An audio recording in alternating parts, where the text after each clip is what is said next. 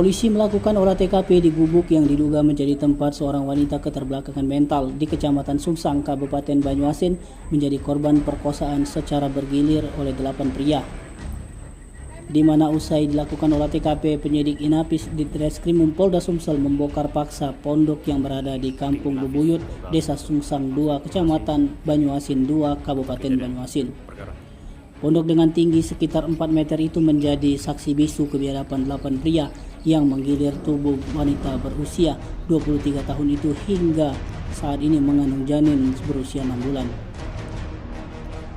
Tim Inapis Polda Sumsel dibantu dengan Polsek Sungsang dan disaksikan sejumlah kuasa hukum korban.